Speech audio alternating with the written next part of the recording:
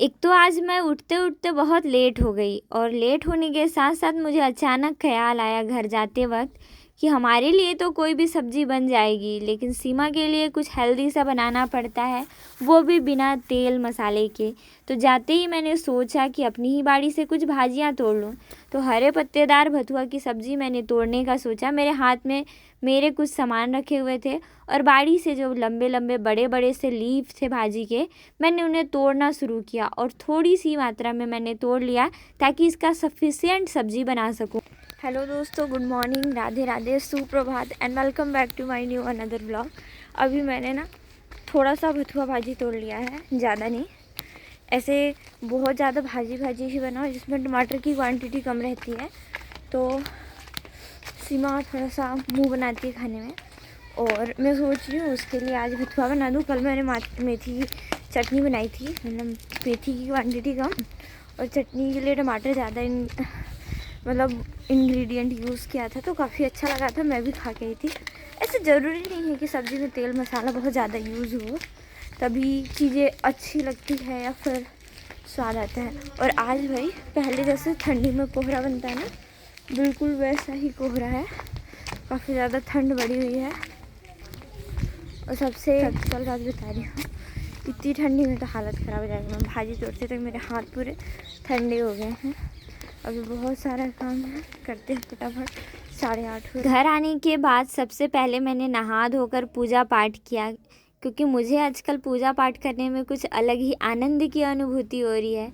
फिर मैंने गुलाब चढ़ाया कान्हा जी के ऊपर और कुछ फूल चढ़ाए अलग से देवी देवताओं के ऊपर। आज मैं भूल गई थी कि खाना बनाने की ड्यूटी पिंकी की है, तो पिंकी से बनवाना है। ये बात जैसे ही याद आया कि पिंकी खाना बनाएगी, मैं खुश हो गई और मुझे बहुत रिलैक्स फील हुआ।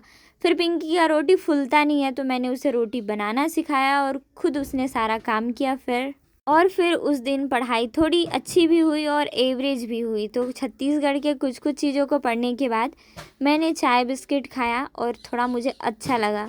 फिर मैंने अपनी बची खुची पढ़ाई पूरी की, शाम को दुकान में ही रहकर, क्योंकि अब मेरी ड्यूटी दुकान पर लगी है, तो दुकान के सारे काम मुझे करने होंगे और घर के सारे काम पिंकी करेगी।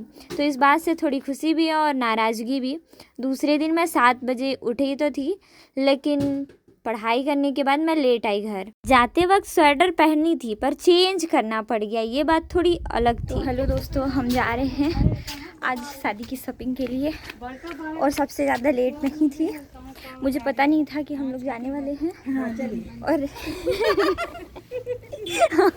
पूरी मैया और इसलिए मैं हाँ लेके जाएंगे मौसी को भी। तो फिर उसके बाद पहले तो मैं तैयार नहीं थी, फिर मैं खाना भी नहीं खाई थी, मैंने जल्दी से खाना खाया। फिर उसके बाद मैंने स्वेटर पहन लिया था। स्वेटर पहनने का एक बड़ा नुकसान कि हम ट्रायल रूम में जाकर ट्रायल करेंगे तो बार बार निकालना पड़ेगा, और जिसकी वजह से थोड़ा सा टाइम खराब। तो मैंने सोचा कि चेंज कर लेते। पहले मैं यही पहनी थी, पर मैं नानी बोलती है ना, मेरा बात नहीं तो फिर नानी ने कहा ना कि दूसरा पहन के जाओ। फिर मैंने कहा मुझे तो कुछ दिख नहीं रहा। फिर अलमारी का चाबी भी मुझे नहीं मिल रहा था, घर में मैंने रख दिया था। ये तितली ऐसे ऐसे मिल रही है।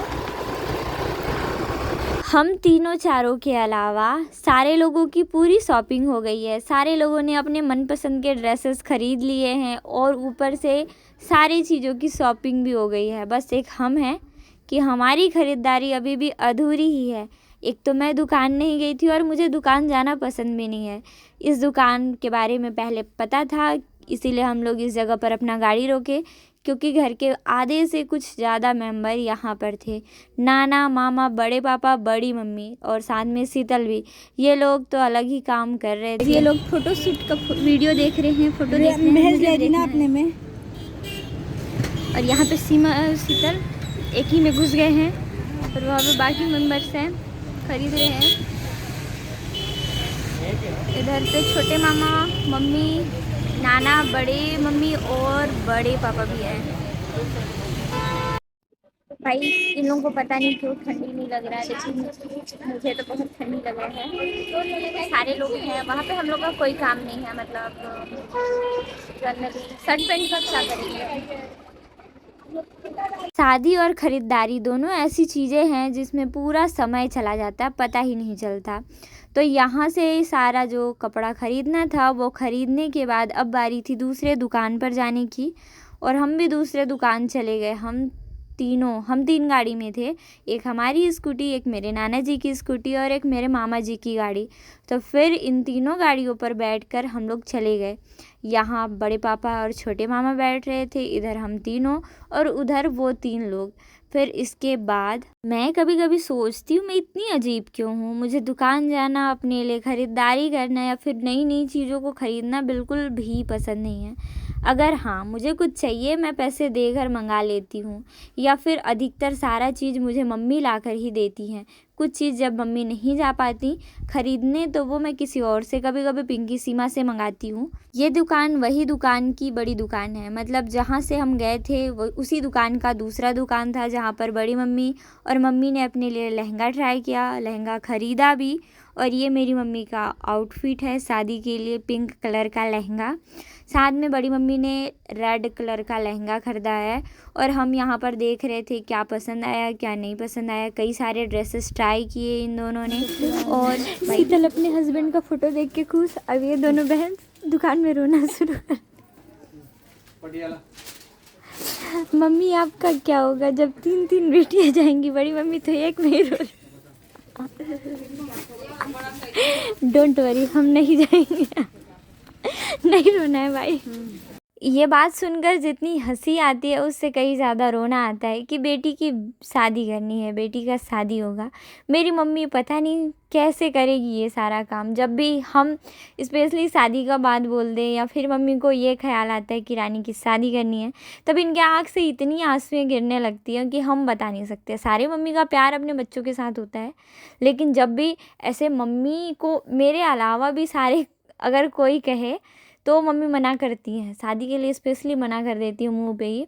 कई लोगों को तो मम्मी ये भी कह देती हैं कि इसकी शादी फिक्स हो गई है। कई लोगों को ये लगता है कि सही में ये सच बोल रही है। और मेरी मम्मी इमोशनली बताऊँ, सच में इस चीज़ के लिए बिल्कुल प्रिपेयर नहीं है। और मम्मी के लिए हमने कहा कि चूड़ी भी ख़रीद लो। उसके बाद हम सब्ज़ी खरीदने चले गए। खरीदारी कर रही हूँ मैं पूरा मार्केट में सब्ज़ी का। देख रहे हो मैं क्या क्या खरीदी हूँ। अभी लाल भाजी खरीदी हूँ और प्याज पत्ती खरीदी हूँ। अंधेरा हो गया काफ़ी ज़्यादा, बहुत ज़्यादा। सेमी कैसे दे रहे हैं? 30 रुपये किलो। गाइस किसी को कुछ रेट बताया जाता है, किसी को कुछ रेट। मैं पूछी मटर कितना, तो बोलती है 30 रुपये किलो। और सामने से अभी जस्ट मेरे घर लगे थे, उनको बोला वो कि ये देखो 20 रुपये किलो है। हाँ लेना है मम्मी। छत्तीसगढ़ भले ही कई जगह पर अपना नाम उजागर कर रहा है, लेकिन कई चीज़ें आज भी अंधेरे में हैं। स्पेशली छत्तीसगढ़ में महिलाओं की स्थिति मुझे बिल्कुल पसंद नहीं आती। यहाँ के नशेड़ियों के चक्कर में इन महिलाओं की ज़िंदगी पूरी बर्बाद हो जाती है और ये बेचारी कुछ कह भी नहीं पाती, अपना पूरा जीवन संघर्ष भरा बिताती हैं। दूसरे कई राज्यों में महिलाओं का आजकल का रंग रूप देखने को मिलता ही है। छत्तीसगढ़ में भी नो डाउट कई सारी चीज़ें हैं, लेकिन जो पुरानी महिलाएं हैं उनका अधिकतर जीवन बहुत ही संघर्ष भरा रहा है। और ये हालत कहीं ना कहीं एक शिक्षा का ना होना भी, शिक्षा गरीबी के कारण ही ये सारी चीज़ें हैं। सुबह से निकलने के बाद और बहुत हल्का खाना खाने के बाद मुझे बहुत ज़ोर की भूख लगी थी, क्योंकि चारों तरफ अंधेरा हो गया था और कई दुकान में जाकर शॉपिंग करने के बाद इतनी हालत ख़राब होती है। मेरा तो 3 बजे से ही पेट में भूख के वजह से चूहे दौड़ने लगे थे, लेकिन दिक्कत ये था कि किसी ने टू से टा नहीं किया भाई कि चलो कुछ खा लेते हैं। फिर हम एक दुकान में गए जहाँ पर हमने गर्मा गर्म पकौड़े और फिर जलेबियाँ खाई। ये मेरे नाना जी की दुकान थी। ऐसे वीडियो बना कर क्या करते? शादी करवे मत ना तो आई वीडियो बना दे।